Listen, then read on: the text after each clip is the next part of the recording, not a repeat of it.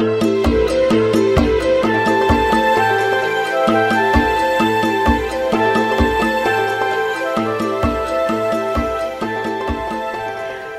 I'm Beth Green, and today I want to talk to you about hope. What it is, what it isn't, why we need it, and how to get it. They tell me that people will only watch a video for a very short period of time before they go away and click you off. So I hope you don't do that. See, and I've also read that in order to keep people's attention, you have to do something like really spectacular to catch them. So I'm trying to figure out what I can do, and what I'm hoping is that you will listen to me even if I don't do a belly dance, stand on my head, turn into a pumpkin, or eat 700 frankfurters without throwing up. So that's my hope. Now, is that denial, or is it hope? Is it reality-based? Well, I'm going to hope that that's hope. So let me start talking about what's the difference between hope and denial.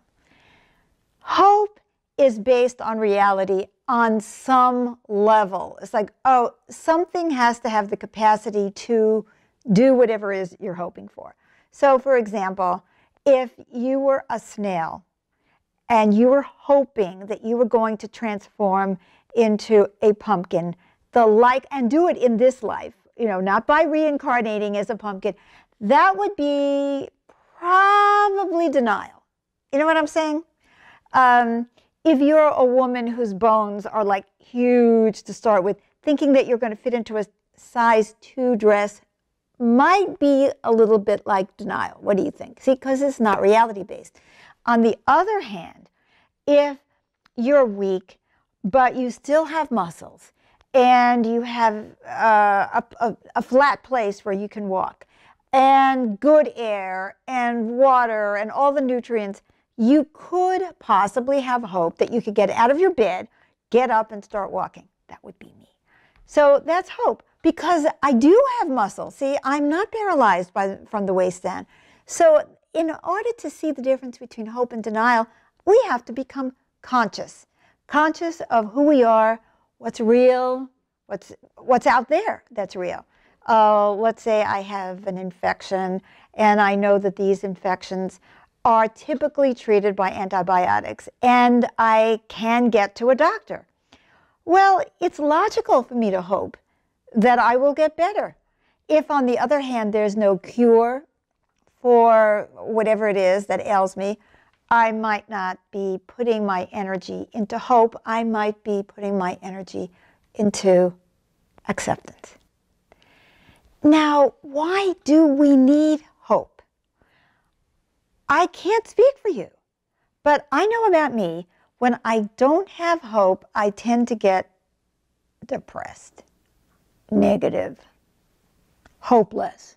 And what does hopelessness feel like? It feels like all the chi is out of your body. And you know why? Because it is. Now, I am not talking about acceptance.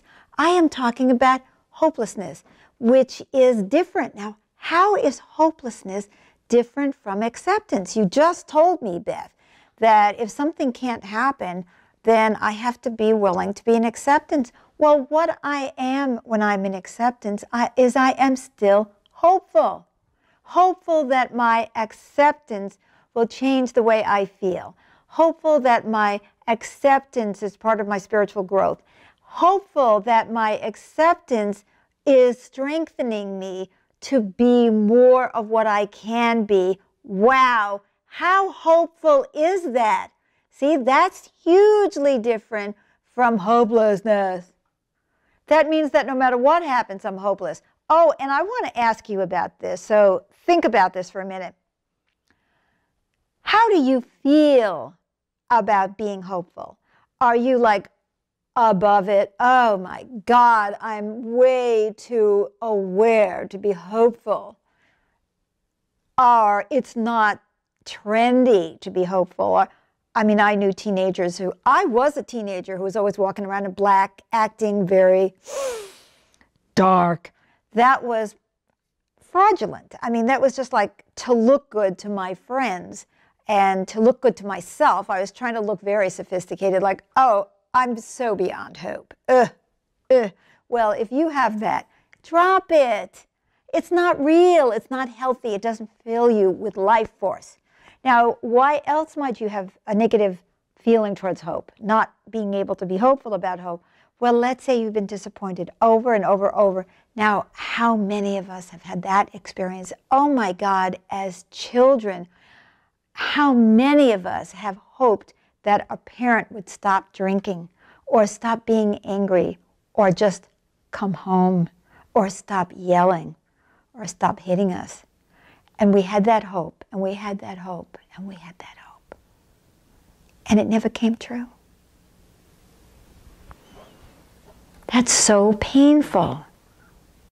And so for many of us, because of that pain, we became afraid to be hopeful. Now we tell ourselves we're realists, but we're not. Because reality means whatever is real, and possibilities and potentials do exist. I've been looking at the question of climate change. You know, we are trying to put together a 2-hour special on climate change on voiceamerica.com, where we have our Inside Out radio show. And when I think about climate change, I can get very pessimistic. But you know what's wonderful? In putting this show together, I'm looking at the actions of people who are doing something, and all of a sudden, I'm just like chirping up here. It's bringing me hope. Oh my God, look at all these people. Look what they're doing. Look how much energy there is in stopping the insanity or coming up with solutions. And I start to connect to the current that is hope. So what does that mean when I say connecting to the current that is hope? Hope is an energy. Hope is an energy. I can be lying there in bed with a fractured vertebrae, and I can still feel hopeful because it's an energy that I connect to, that streams down from the universe, that comes from other people, that emerges. Yes, so many of us have had extremely painful experiences in our lives, and we are afraid to hope, but hopelessness is an energy, and we can let that go, and we can connect to the energy of hope that also exists on this planet. And one of the ways of doing that is to connect to people who feel hope too. It's contagious. You know, they say that misery loves company. Well, so does joy, so does hope, so does happiness. We can pick it up. It's in someone's energy field. So yeah, maybe you've been fooled once, twice, maybe you've been fooled 100 times. Maybe you have a child who is a drug addict and you keep getting hopeful that this time that's it. And then your spirits are dashed over and over. Well, you have to be honest. You have to look at the person. And remember I said hope is reality-based. You can say, well, I don't see in them the possibility of change. They never have. I don't think they can, and so on. But then go to a meeting with other people who were just like them and find out that some of those people were able to change. Be infected with that energy and stay in a hopeful place. Now, staying in a hopeful place about someone else doesn't mean you go out and try to fix them or that you try to make something happen or whatever. It means that you hold the possibility open. Now are you beginning to see why hope is so important? Hope is what allows us to keep the possibility open that something can change or be better. Whereas pessimism, negativity, they close that door. How do I really know what's going to happen? How do I know that tomorrow there might not be developed a cure for whatever I have?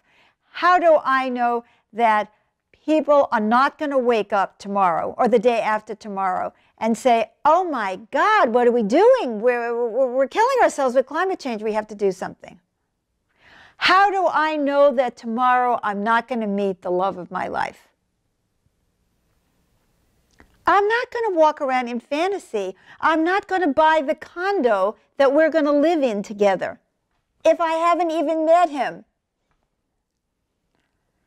I'm not going to bank on something happening that hasn't happened yet, but is only a slight possibility.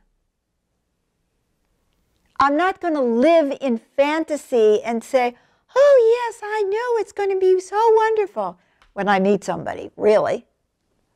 But what I will do is keep my heart and mind and spirit open to the possibility. And then I'm going to do everything I can to make it happen. It is a call to action. That's what hope is. When I hope that you are going to like this video, when I hope you are going to like it on Facebook, share it with your friends, face the possibility that people will say to you, what are you listening to the old lady for? What? This is ridiculous, or whatever it is. When I keep open the possibility that you are going to get something out of this, or that you are going to take the action to spread it, I am opening not only that possibility in the ethers, but more important, I am motivated to put my ass in that chair and talk to you. If I stopped hoping, I wouldn't say anything. Maybe you'd like that, but maybe you wouldn't. Maybe you're glad that I'm fighting back, that I'm calling you to hope. Listen, hope isn't easy, but neither is life, and depression is worse. So remember, stay connected to people who are hopeful and optimistic. Let them infect you. Look at what experiences you might have had that have made you feel hopeless. Really examine them and say to yourself, well, I get that I was hurt there, but does that mean that I have to be hopeless for the rest of my life?